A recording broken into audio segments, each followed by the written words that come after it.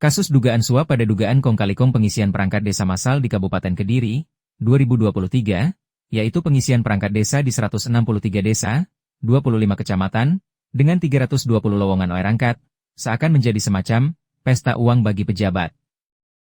Sebab, diduga uang mengalir kemana.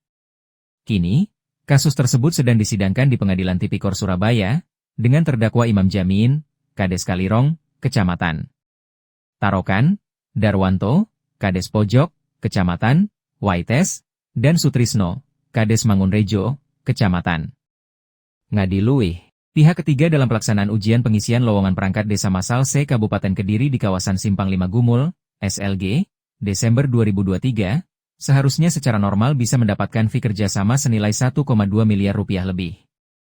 Nilai ini, jika dihitung berdasarkan keterangan Reni, petugas IT di Desa Pojok, Kecamatan Wates, yang memberikan keterangan di hadapan Majelis Hakim Pengadilan Tipikor Surabaya, Senin, 2 Februari 2026.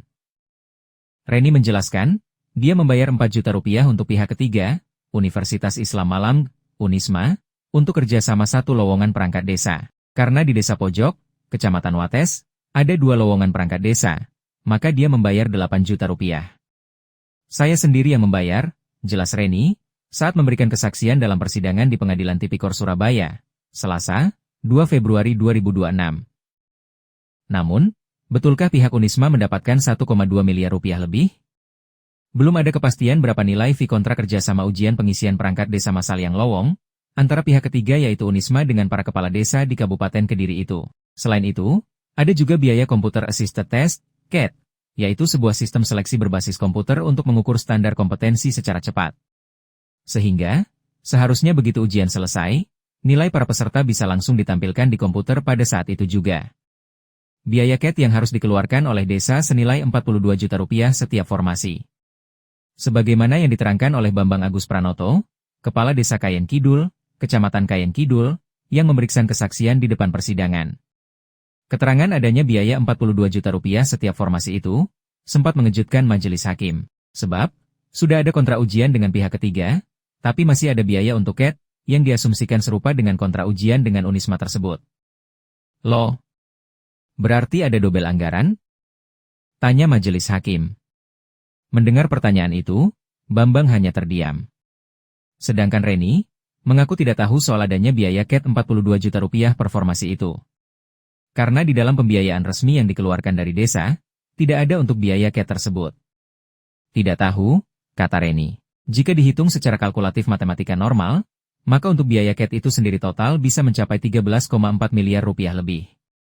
Jika dilihat dari dakwaan Jaksa Penuntut Umum, JPU, nilai 13,4 miliar rupiah ini setara dengan nilai dakwaan dugaan suap yang terjadi pada pengisian perangkat desa massal di Kabupaten Kediri ini. Lalu, bagaimana dengan dugaan uang-uang suap yang disetor para jago yang lolos sebagai perangkat desa? Salah satunya, sebagaimana yang diterima terdakwa Darwanto, senilai 180 juta rupiah, yang diserahkan oleh orang tua Heri Pria, salah satu jago yang lolos sebagai perangkat desa. Isu yang berkembang di sebagian masyarakat, persewaan komputer dan atau laptop terkait pada pengisian perangkat desa massal di Kabupaten Kediri ini, sempat menyebut-nyebut dan mengkait-kaitkan adanya oknum anggota DPRD Kabupaten Kediri. Lalu, bagaimana dengan dugaan suap 30 juta rupiah untuk Forum Komunikasi Kecamatan, Forkopimcam? Yang berdasarkan fakta persidangan diterima oleh camat, polsek, para pejabat di lingkungan Forkopimcam dan sebagainya? Apakah para pejabat penerima suap yang disebut-sebut itu akan diloloskan dari jeratan hukum? Apakah hanya 3 terdakwa itu saja yang dijadikan korban hukum dalam kasus pengisian perangkat desa massal itu? Apakah tidak ada pejabat di lingkungan Pemkab Kediri yang menerima uang terkait kasus ini? Juga anggota Dewan?